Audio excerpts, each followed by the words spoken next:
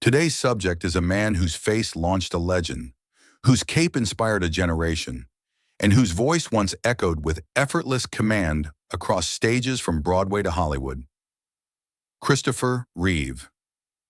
He was the Superman of the silver screen, not just in costume, but in presence, posture, and purpose. It was 1978's Superman, the movie that thrust him into the global spotlight, turning an unknown stage actor into a cultural icon overnight.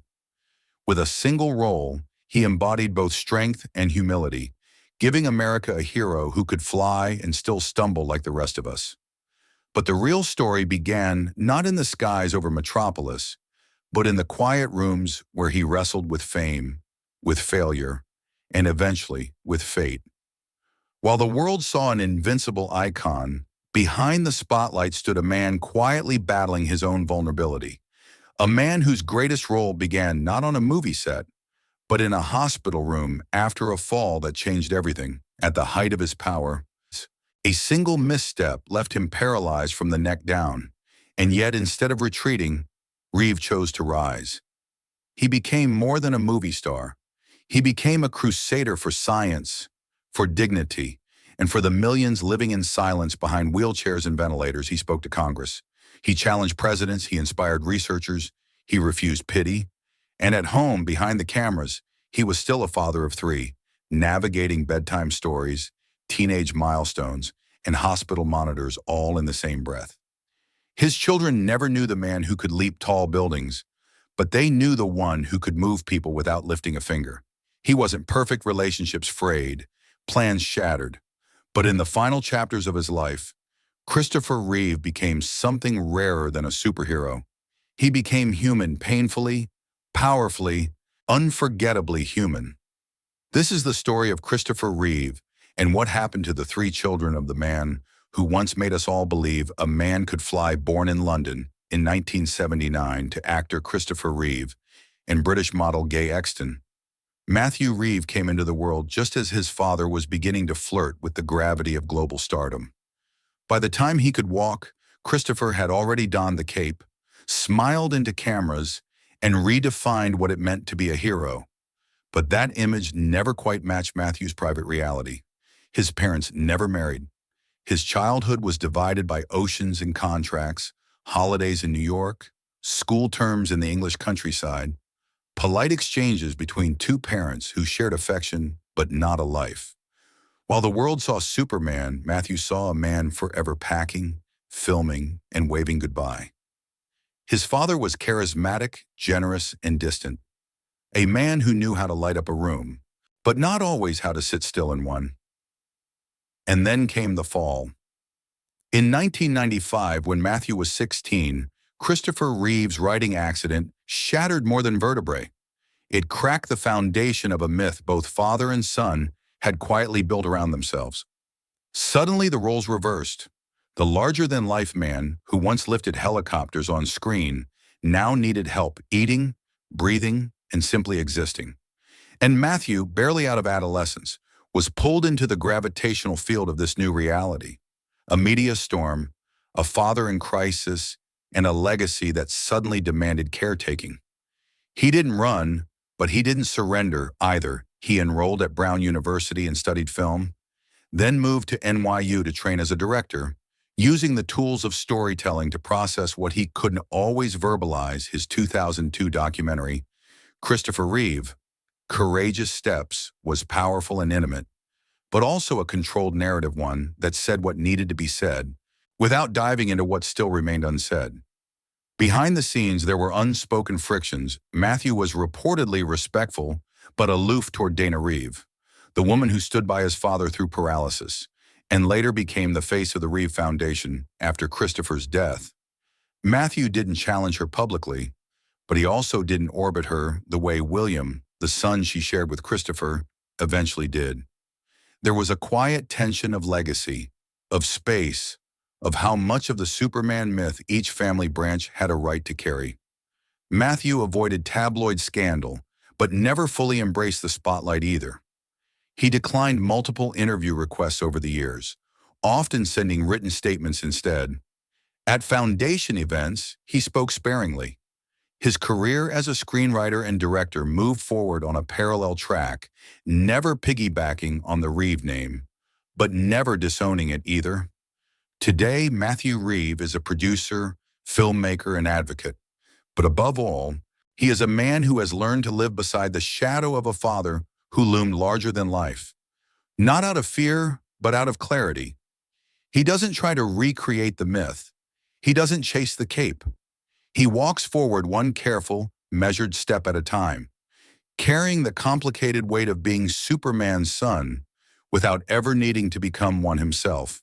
Born in December 1983 as the second child of Christopher Reeve and British model Gay Exton, Alexandra Reeve Givens entered a family already shaped by quiet tension and geographic distance. Like her older brother Matthew, she was raised primarily in London, far from the red carpets, studio lots, and myth-making machinery of Hollywood. Her early memories of her father were fragmented postcards, holiday visits, the occasional backstage pass, more symbolic than sustained. Christopher, though loving and generous in spirit, was rarely present in the traditional sense. He was filming, advocating, flying, saving the world in fiction while trying, imperfectly, to remain tethered to his children. In fact, Alexandra was barely 12 when that fiction shattered. The 1995 accident that left her father paralyzed didn't just immobilize a man, it froze a family dynamic mid-transformation. Suddenly, the image of the invincible protector gave way to the realities of ICU visits, public pity, and whispered conversations between adults that kids weren't supposed to overhear. But Alexandra was watching and processing. Unlike Matthew, who turned to film, Alexandra turned to structure, to law, policy, and systems that could be understood, repaired, controlled. She graduated from Yale, earned her law degree from Columbia, and began a career not in performance, but in advocacy, not for herself, but for others. Over the years, she carved a space in Washington as a legal expert on civil rights and technology policy, eventually becoming CEO of the Center for Democracy and Technology. Her work earned praise for its intellectual rigor and its steady hand, but behind the competence was a personal resolve born of chaos, the child of Superman who saw too early how fragile systems could be when one man carried too much. While she never sought celebrity, Alexandra did not shy from the legacy either. She served on the board of the Christopher and Dana Reeve Foundation and gave keynote speeches with unflinching clarity. Still, insiders noted her careful balance.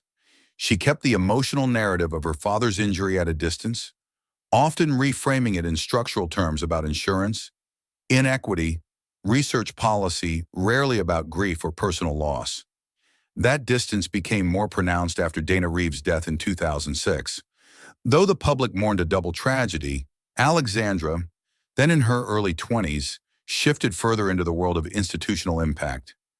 She built her own life, married Garrison Givens, started a family, and stayed out of the headlines. Unlike the children of many public figures, Alexandra has never been the subject of tabloid gossip or celebrity retrospectives. But that doesn't mean she wasn't shaped by drama, only that she translated it into fuel. She is the Reeve child who turned legacy into law, emotion into infrastructure, and heartbreak into public policy. Today, she speaks not in interviews, but in courtrooms and Capitol Hill briefings. And while she may never wear the S or speak of her father in mythic terms, everything about her work whispers of the same belief, that strength isn't in muscle or flight, it's in standing your ground, reshaping the system, and refusing to be defined by someone else's fall. Born in June 1992 to Christopher Reeve and actress-singer Donna Morosini, William Reeve entered the world as the child of two public figures, but was raised in a home that valued warmth over fame. For the first few years of his life, he had what his older half-siblings never quite had: a father who was present, grounded, and actively stepping back from the Hollywood machine to embrace family. Christopher Reeve, post-Superman, had settled into a quieter rhythm, directing, speaking, and most importantly, parenting. Will's early memories weren't of film sets or fan mobs, but of bedtime stories, ski trips, and slow mornings in the Reeve family home in Bedford, New York. That idyllic world came crashing down in 1995, when Will was just 3 years old and his father's equestrian accident changed everything. Overnight, the tall, commanding figure who once carried the world on his shoulders was confined to a wheelchair, ventilator, and an exhausting rehab regimen that redefined the family's daily reality. Will grew up not with the myth of Superman, but with the routine of spinal care, speaking tours, and foundation galas. His father was loving and present, but also vulnerable and at times emotionally distant, not from neglect, but from the sheer effort of survival. At home, Dana Reeve became the stabilizing force, fiercely protective, almost sainted in the media. But behind the scenes, Will watched his mother carry not just a marriage and a household, but a global cause. He grew up faster than most kids, and yet, by all accounts, he was not bitter. He was observant, smart, and devastatingly aware of how quickly everything could be lost. That awareness would haunt him again in 2006, when Dana, just 44 years old, was diagnosed with stage 4 lung cancer. Despite never having smoked a day in her life, she died within months. At only 13, William Reeve had lost both parents. The world mourned the Reeve legacy.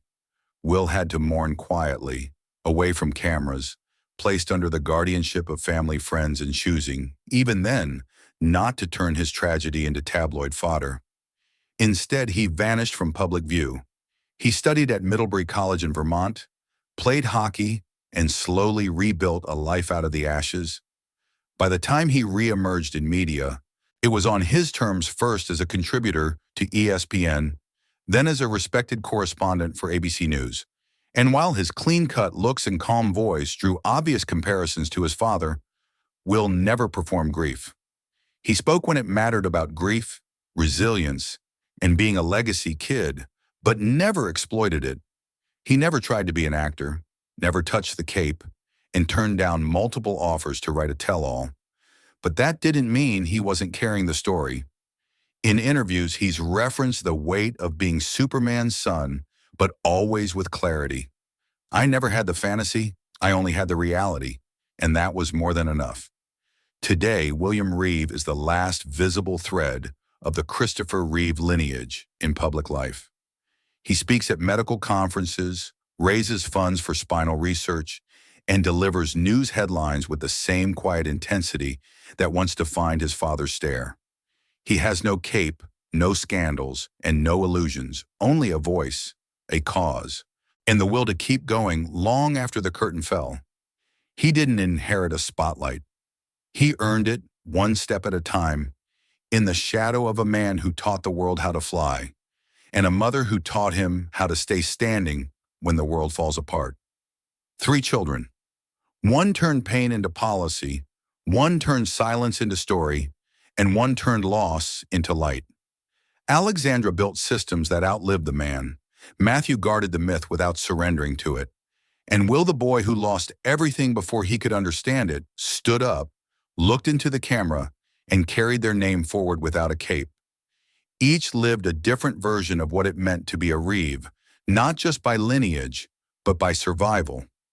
If you found this story meaningful and want more deep dives into the hidden lives behind America's most iconic families, subscribe to Legacy Uncovered. Your support helps bring the truth behind the legacy into the light. Thanks for listening.